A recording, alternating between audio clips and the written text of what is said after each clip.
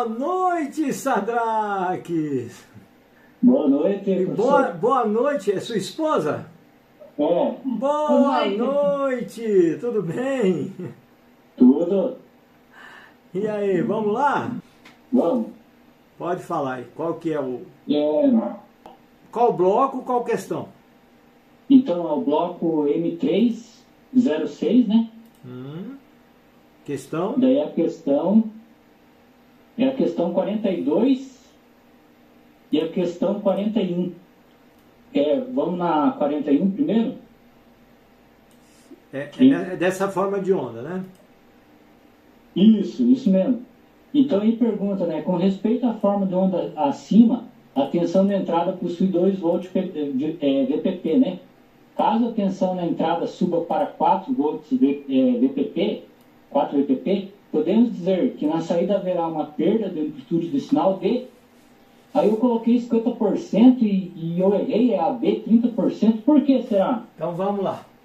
Então repete a questão aí, por favor. Com respeito às formas de onda acima, né? A tensão de entrada possui 2 volts pico a pico. Isso. Caso a tensão... Isso mesmo, 2 volts pico a pico. Caso a tensão na entrada suba para 4 volts pico a pico... 4 volts pico a pico, tá? Isso. Daí, podemos dizer que na saída haverá uma perda de amplitude de sinal D. Aí está lá 20%, 30%, 40%, 50%, 60%. Aí eu na minha cabeça aqui, e eu vi o vídeo várias vezes lá da aula, né? Eu coloquei 50%, é a letra B. Veja bem. Tá vendo que aqui você perdeu 0,6 volts em relação ao que está aqui? Sim. Olha só, aqui deu mais de 50% de perda. Tá vendo?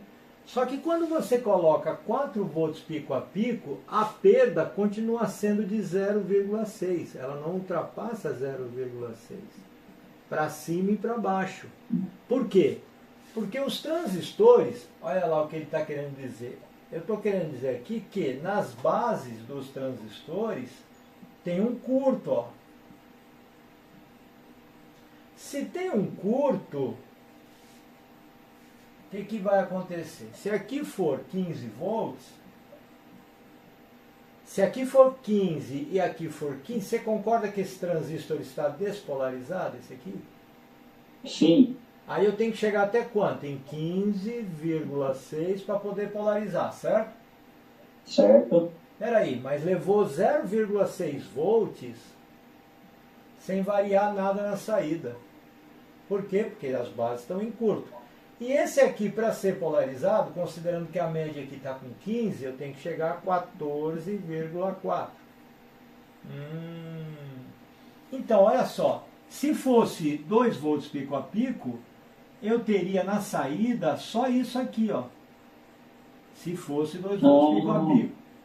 Com uma diferença, porque, ó, 1 volt, só que eu já perdi 0,6. Sobrou quanto para a saída? Só 0,4. 0,4 positivo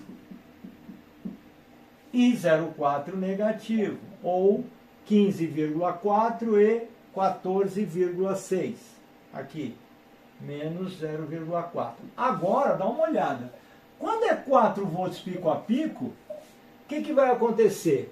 Desses 2 volts, eu estou perdendo 0,6. Ainda sobrou na saída 1,4 volts. De pico para cima e para baixo. 1,4 volts. Então, olha só, 1,4 e 1,4 dá 2,8 volts pico a pico. E como nós temos 4 volts pico a pico, está dizendo que há uma perda de quanto? 30%, é isso mesmo.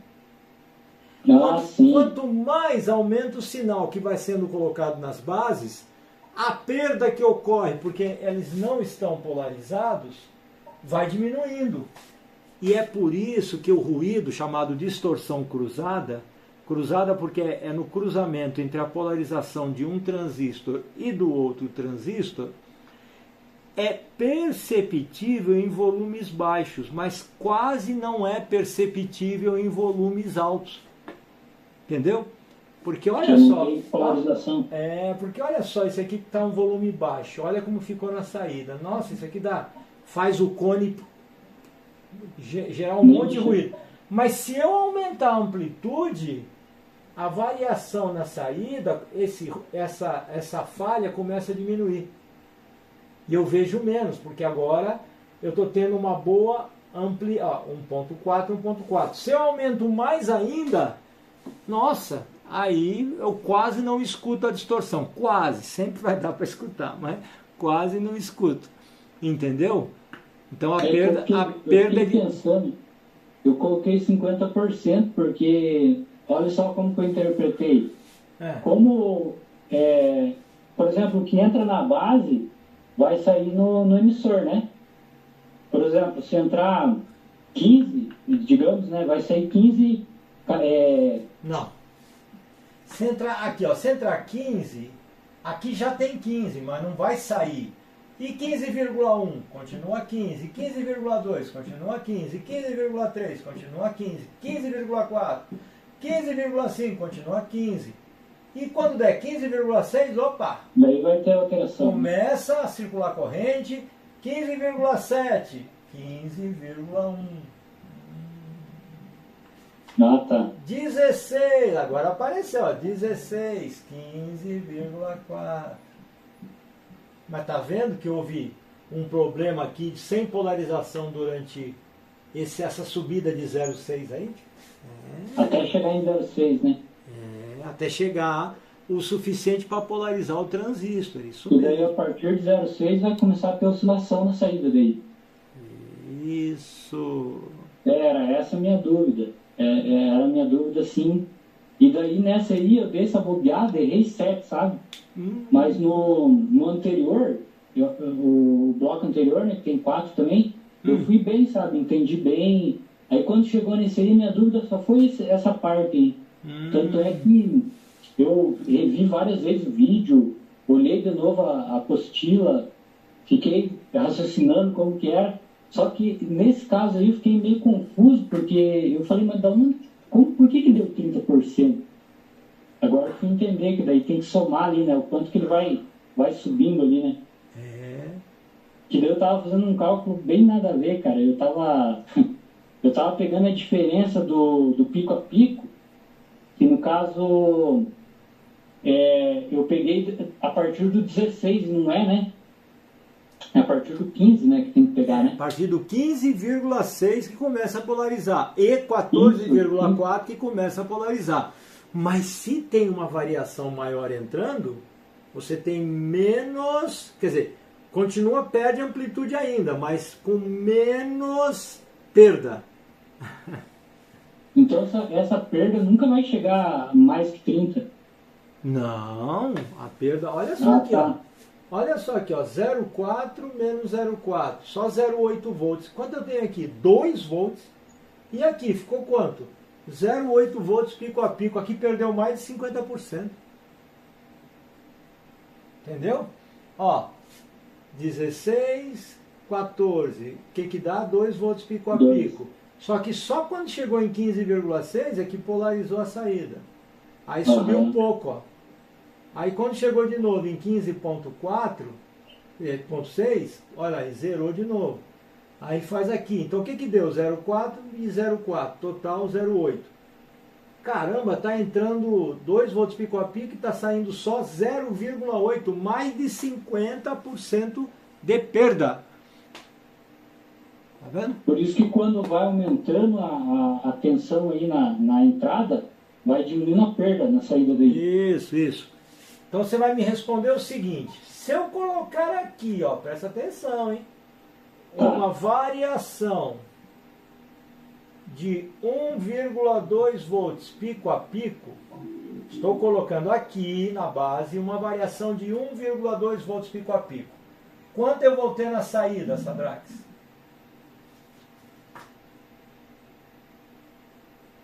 Ó, estou colocando 1,2 volts pico a pico. Não esquece que sobe 0,6 e cai 0,6 para dar 1,2 volts pico a pico. Então subiu. Certo. A partir do 15. Uhum. 15. Subiu 0,6, caiu 0,6. 0,6. Então vai dar que vai dar? 15, O que vai dar na saída? vai dar 15,15. Vai dar 15 na saída. 15. Não vai variar. Não vai ter nada na saída. Não vai ter som na saída. Você acredita? Não vai ter som na saída. Então, no caso que nem o senhor mostrou aí, né, 1 volt pico a pico, 1,2 volt pico a pico, seria no caso quase que a condução do diodo ali. Chega para conduzir, mas praticamente não sobe nada, e aqui chega perto de conduzir, mas praticamente também não cai nada. Resultado, não sai nada na saída. Ah, então é 100% de atenuação? De perda. Se tiver 1,2 volts pico a pico, não sai nada na saída. Se tiver 1,2 volts pico a pico aqui, não sai nada na saída. O senhor já viu os vídeos do eletrônico espacial de Natal ou não? De qual? Eletrônico espacial de Natal. Especial de Natal? Espacial. Espacial? Eletrônica. Porque espacial de Natal. Isso, em Natal, lá na cidade de Natal, diz que tem uma estação lá, espacial, que era... Daí não tem mais, né? Parece que agora é só uma... Aí o nome é Eletrônica Espacial de Natal. Não é especial, é espacial. Tá. Aí tem um velhinho lá, e ele arruma as coisas assim, uma loucura, sabe? Só que ele é muitos anos, tipo o senhor, assim, uns 30 anos de técnico, né? Não de professor. Aí eu vi uma live dele com o Burgos. E daí o YouTube vai selecionando, né? Daí selecionou uma com o senhor. Aí eu dei uma olhada, né? Vi lá os cabelinhos brancos do senhor, daí o senhor explicando, com uma canetinha, o Burgos lá num lugar, o senhor em outro, e falando sobre uma fonte de TV, e que era uma live, eu acho que era uma live mesmo, que deu mais de uma hora. Daí eu vi que o senhor começou a explicar um dente de serra. Aí eu falei, pô, e daí o Burgos, ele falava, daí caiu, não sei o que aconteceu com o teu celular lá, não sei se caiu a bateria, o que foi. O senhor ficou um tempo sem aparecer na live, e eu continuei vendo. Eu gosto que o Burgos, ele explica bem como que funciona, quando que a corrente vai, ele distorce o circuito, né? Sim, e eu vi que o senhor deu umas explicações dele, falou, se vocês querem aprender com o Mário, a escola dele é CTA eletrônica, quem tiver interesse, o Mário, daí ele falou assim, nunca me esqueço, o Mário tem uma forma diferente de ensinar, mas que no final é até melhor do que o jeito que eu explico aqui. Ele falou, só não aprende com o Mário quem não quer. E eu falei, vou experimentar. Aí eu comecei a ver bastante vídeo, eu comecei a perceber o quanto conhecimento, não estou puxando sardinha pro lado do senhor, mas sim, a diferença, cara, hoje assim, eu conheço transistor, eu vejo ele simuladinho ali, às vezes eu monto um circuitinho no Proteus, às vezes até aqui na bancada, eu tenho uma protoboard aqui, vocês estavam dando para ver aí. Peraí. Eu monto um circuitinho aqui, tá vendo aí, Sim. Eu monto circuitinho, eu tenho um monte de coisa que eu tenho osciloscópio, tenho gerador de função, eu tenho um monte de fonte aqui que eu aprendi a consertar essas fontes ATX, né? Tem umas fontes que foi do curso lá do Rodolfo também, né? Uma fontezinha branca. Então, eu falo assim pro senhor, a minha dúvida era só com relação a essa porcentagem. Já que nós estamos, não sei se tem tempo ainda, se já está fechando o tempo. Não, ainda não, mas o tempo está acabando, você não vai tirar mais dúvida? Então, só uma outra questão, assim, que às vezes me bate uma dúvida, assim, né? Por que às vezes, assim, o transistor, eu estava dando uma olhada num circuito eletrônico, que hoje eu vou analisar um circuito eletrônico, às vezes, esses dias eu peguei uma TV para arrumar, e eu sofri para arrumar ela, sabe? Mas eu tinha esquema tudo, para me entender para onde que a corrente vai, até a hora que eu achei um Zener lá que estava com um problema, e era justamente aquele Zener. Aí eu vi que a tensão dele estava baixa, eu falei, esse Zener deve estar com fuga. Daí o que eu fiz? Eu peguei, como é um Zener SMD, aqueles que é tipo uma pilhazinha, Eu peguei um monte de Zener que eu tinha aqui, um Zener de 75 volts. Como é que pode, né? Eu nunca imaginei que tinha Zener assim. Depois na tabela tem valor bem mais alto. Tem mais alto. Aí eu fiz uma fila, um trem de Zener. Isso, um trem de Zener. Daí coloquei, rapaz. Aí coloquei o osciloscópio, né? Olhei lá a oscilação certinha. Eu tenho 2 osciloscópios. Tem um grande, da FNIRS, e tem um pequenininho. Daí eu pus o pequenininho na entrada lá e o grande na saída pra ver, né? Mas ó, oscilação certinha. Daí eu peguei, falei, como é que pode, cara? Tipo assim, só tem a agradecer, cara. Só agradecer. Tipo, seguir a teoria lá, que nem você fala que tem que ver o porquê que... E tipo assim, o Piá que trouxe a TV pra mim falou que levou num técnico, o técnico falou que não tinha conserto. E o técnico tem uma loja física, né? Atende bastante gente. Ele falou que não tinha jeito. E daí ele trouxe aqui pra mim e falou, cara, vou tentar, né? Não vou dizer pra vocês que o cara que é técnico não conseguiu. Aí eu mexendo ali, o senhor deve conhecer essas TV, é uma Philco, aquelas Philco que tem uma fonte só, sabe? Uma placa só. A fonte é do lado, assim. A fonte é um trocinho desse tamanho, assim, é um chopperzinho, um espacinho ali com os... Aí já transfere pro outro lado via fotoacoplador e já sai lá na saída. Várias tensões, daí tem uma bobininha, tipo como é que é o nome daquele... É um boost, não sei, que faz a tensão, dá mais uma aumentadinha, depois que ela passa, ele passa por uma bobina, dá uma aumentadinha, vai para um diodo short lá e carrega o capacitor, né? Daí sai uma tensão alta lá na saída. E aí tem um chaveador lá que chaveia o backlight lá, umas coisas, né? E daí eu comecei a ver que tinha outros problemas. Mas, tipo, primeiro eu tive que solucionar o problema da fonte, depois fui lá pro backlight e descobri que tinha um seio curto. Olha, mas veja bem, você tá em que aula? Eu tô na aula 6 do módulo 3. Então, quando você chegar no módulo 4, sai de baixo, né? Porque, olha, quando chegar no módulo 4. Mas você viu que coisa interessante? Esses conceitos, eles são firmados a partir do módulo 1, né? Porque as pessoas veem um monte de resistor e falam, pô, esse negócio de resistor... Aí depois começa a aplicar isso em quase tudo, ele fala, agora eu estou entendendo. É a vida. Eu tenho só agradecer ao senhor. Que isso. Às vezes eu fico pensando assim, né? Quanto tempo eu perdi da vida, viu? Podia estar.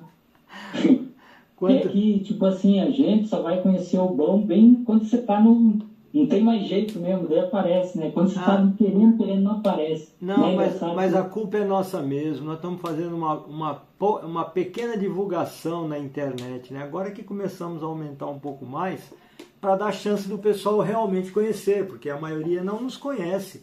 Nós somos um dos canais do YouTube, nós somos o mais fraquinho, né? 30 mil inscritos, enquanto um tem 50, 100, 200. Aí você, qual é a sua chance de nos conhecer? Foi através de um falando, acabou conhecendo, mas nós vamos ter que aumentar muito o nosso trabalho de divulgação, que nós estamos aí com os projetos para divulgar bastante. Porque que nem eu falei para minha mulher, eu fiz essa eletrônica fácil, ele está dizendo que é fácil, mas eu não consigo, não consigo ligar um resistor. Eu não... Mas não esquenta a cabeça, mas beleza. Nossa, Drax, foi um prazer falar contigo e ver essa alegria toda de você estar... eu fico muito feliz, porque apesar do pessoal reclamar muito, é caro, eu falei, mas é para aprender. É para aprender mesmo, para acabar com esse negócio, para aprender mesmo. Aí a pessoa não acredita, né? Aí fica aí, patinando. Aprende quem não quer. Tipo assim, eu vejo aqui os exercícios, né? Antes eu ficava pensando na cabeça, né, calculando. Hoje o troço já é mais rápido, assim. Às vezes eu vou ver lá uma questão, eu pego lá só a fonte, já diminuo o primeiro resistor ali, já descubro que o de baixo é igual, deu o mesmo valor, opa, não preciso fazer mais nada, o resistor tá bom. Antes não, eu pegava os resistores, via qual era a diferença da resistência, comparava com a tensão, para daí saber. Então, é que nem o senhor falou, a cabeça tua vai se adaptando. E daí tem a questão do capacitor. Quer dizer que em corrente contínua o capacitor é chave aberta, né? Numa frequência alta é um curto. O capacitor deixa passar a alternada, a contínua ele bloqueia. O diodo reverso não conduz, direto ele conduz. Sim. Então, você entende como o componente funciona. Exatamente. Aí você vê lá um circuito que tem vários componentes, nossa, é só a questão de você analisar mesmo. Mas que bom, Sadrax, olha. Que bom, que bom mesmo. Professor. Que bom, fico feliz aí que você está feliz, isso é muito bom, está contente. E não vejo a hora de você terminar o módulo 4, você vai falar, professor, nossa. Quero te agradecer imensamente aí pela sua alegria, pela sua participação, por tirar dúvidas. Nossa, já está tirando dúvidas daquelas bem... Isso é muito bom. Tá bom? Muito boa noite, Sadrax. Até mais. Boa noite, senhor também. Tchau, tchau. Tchau. E aí, gostou desse vídeo? Sabia que leva de 10 a 15 anos para um estudante aplicado se tornar um especialista em análise de defeitos e projetos? E daqueles que começam a estudar, poucos conseguem chegar lá. Isso se deve ao ensino convencional de eletrônica, que é voltada a cálculos mentais complexos e sem nenhuma preparação para análise de defeitos.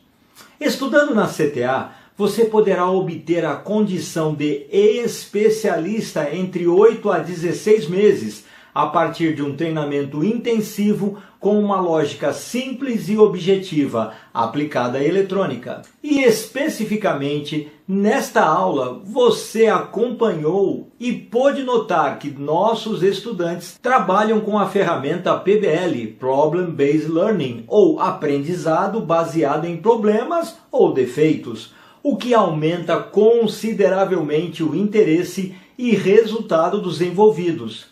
E a CTA foi a primeira no mundo a introduzir essa técnica na área de eletrônica já em 1985. Também você deve ter notado que essas aulas de reforço são baseadas nos exercícios dos blocos, onde há milhares de questionamentos que configuram a ferramenta RBL, Repetition Based Learning, ou aprendizado baseado em repetição, que lhe garante aproveitamento médio de 95%. Esta ferramenta de retenção das informações foi introduzida no ano de 2002 e até hoje somos a única escola a aplicar o sistema. Além de diferenciais tão grandes, a CTA direciona seus estudantes para o mercado de trabalho através dos rankings de módulos, quando enviam as questões respondidas dos blocos, ou no ranking geral, quando fazem as avaliações finais de cada módulo. Desta forma, centenas de empresas ficam monitorando seus possíveis colaboradores, tornando o ranking da Escola CTA Eletrônica o maior portal de empregos da área. Mas caso nosso estudante esteja longe dos maiores centros onde essas grandes empresas estão, ainda terá o programa Change to Success, onde a CTA intermedia o contato do estudante de grande performance que está em uma cidade pequena com uma empresa localizada em grandes centros. E se você já é empreendedor, os rankings te abrem novas perspectivas de negócios e parcerias, o que pode ampliar ainda mais sua área de atuação e promover ganhos ainda maiores. E já pensou estar preparado e ser um dos melhores nas Olimpíadas de Análise de Defeitos que ocorrem de 6 em 6 meses? Enfim, a CTA Eletrônica possui um ensino único no mundo e acessível a você em língua portuguesa. Então não perca mais tempo. Vem para a CTA Eletrônica, o ensino definitivo.